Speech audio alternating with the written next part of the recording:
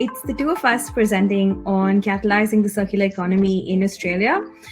So we're going to be really talking about a project that we did earlier this year. So the project was options for waste reduction in the commercial and industrial and construction and demolition waste streams. It was for the Department of Agriculture, Water and Environment. And it was a great team with Darren, Sneha Prasad, myself, Tessa, Ollie, and Lauren. And this is just a quick picture of our report. Why are we talking about this today? So this is us just sharing our experience of working through a really messy, complex problem in a sector that we feel really passionate about. The second thing is being qualitative researchers, we're really proud of the research approach we put forward and the research tools we developed to put this report together. Thirdly, we actually want to showcase this report, and even though there's not much to show, it is a government report. It's 60 pages, but we've pulled out some of our favorite bits. And lastly, we think that there can be tremendous impact from this report, and we just wanted to talk about that. A bit of context with this. For those who aren't dialing in from Australia, so our key question was how might we support a circular economy within the commercial and industrial and construction and demolition sectors? So C&I and C&D will be using that a lot during this presentation. And it's because the National Waste Policy Action Plan, this was something that the Australian government released in 2019 and was released as a joint statement of ambition by all tiers of the Australian government.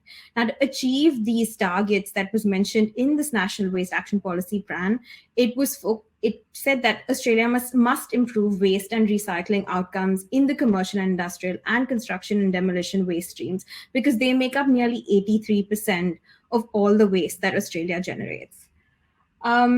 So what was the challenge that we had to focus on? So we were looking to identify the key intervention points for change, and we really needed a deep dive and understand, one, the core materials and streams and the challenges that comes with dealing with these, the life cycle of the materials within the system and who were the key lever holders, and the behaviors and experiences of these lever holders. So we were having to deal with two really large and very diverse sectors, and scoping was really a big challenge. But Tess is going to talk you through what we did to tackle this. Yeah, thanks, Sneha. So in terms of how we tackled it, we took our traditional sort of design diamond approach. So really at the start of the project, we had a really massive literature review. We conducted interviews with experts in the various waste streams. We engaged a whole heap of different diverse stakeholders through the focus groups.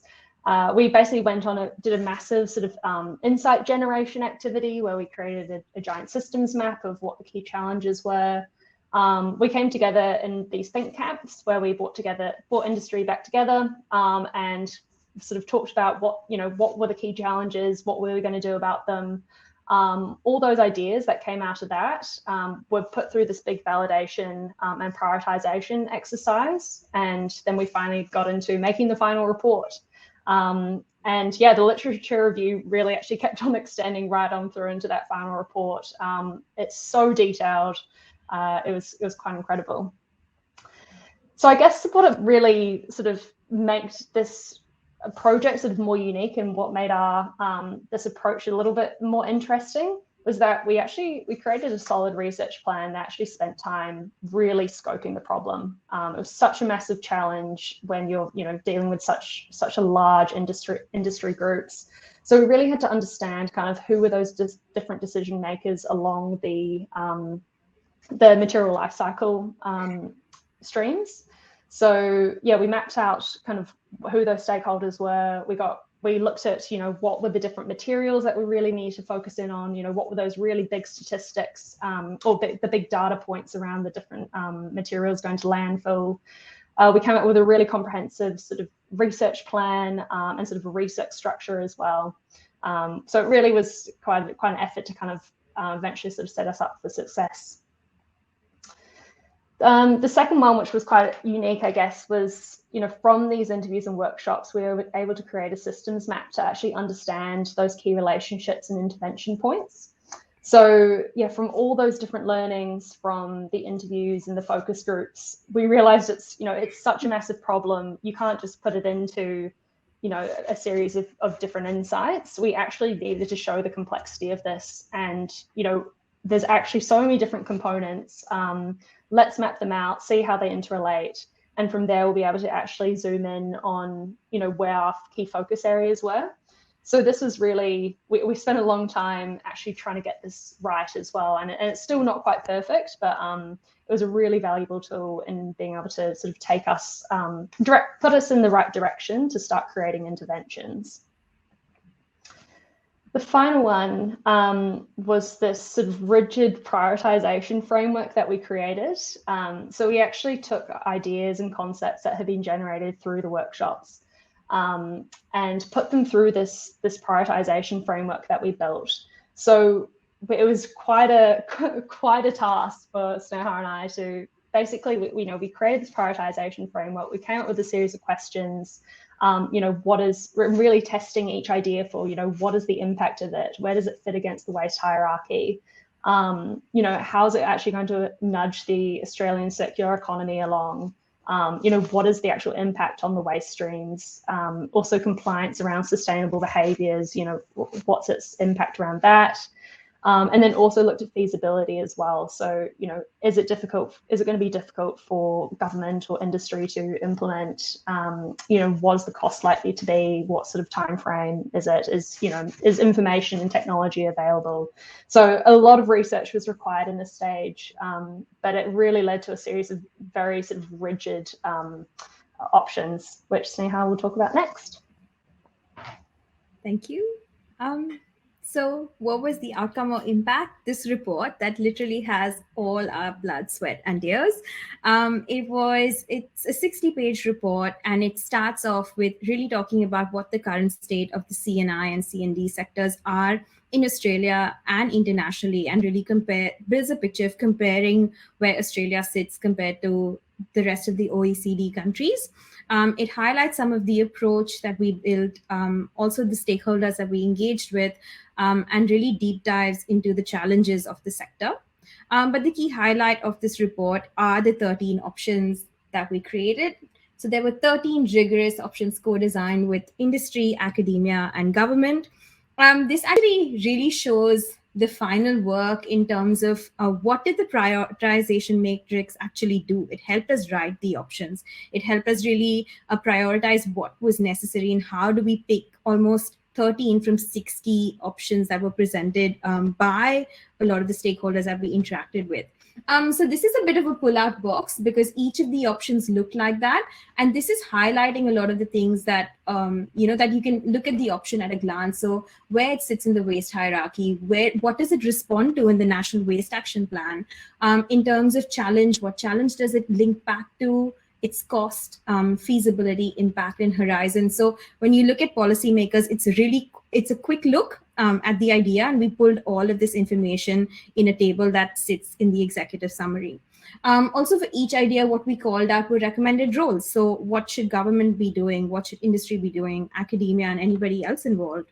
What's really the feasibility of this idea? What kind of impact it could create? Another little addition that we really liked was linkages to other options. So other options within our report, but also other work in the sector. And does it link up to other reports that Australia or globally people are producing? And where does the idea sit within that? Another thing that we did was we got case studies for every idea that we put forward because we really wanted to nuance what the implementation could look like. Because there's one idea of actually thinking of an option and how it would work, but seeing and learning from what other people have done previously and what we could borrow and apply to the Australian context. Yeah, so in terms of the impact, I guess, there are sort of a few key things which we think we sort of were able to do out of this project. First of all, was we were able to really create a safe space for this variety of stakeholders, competing interests and all sorts to kind of come together and actually ideate and work through this problem. And actually it was quite, I want to say revolutionary, but in terms of actually getting really diverse stakeholders in the room, getting, designers actually talking with resource managers, actually how we, we were able to sort of break that mold of those traditional sort of siloed conversations that were going on in the space to actually start thinking about the broader picture and how we're actually going to sort of actually tackle this problem of waste. In terms of the options themselves, they're being considered in future strategies by the department. They've been sort of rigorously tested across the department, across all sorts of different teams, and withheld, I guess, their rigidity and integrity. So we're pretty proud of that. We also went back to a variety of stakeholders as well, and there's been a lot of interest in seeing how these are taken forward. So hopefully we'll see them being implemented in the next few years. We also, I think, part of the impact that we were able to create was actually lifting the lid on this problem a bit by being able to create this quite a comprehensive systems map of what's actually going on in this space. Why is waste, why is there waste coming out of this sector? What is going on? So yeah, that's actually also generated a bit of interest from a variety of the people that came along to the workshop. So, and I think it's a great asset, I think, place to hold on to as we sort of move into the sustainability space.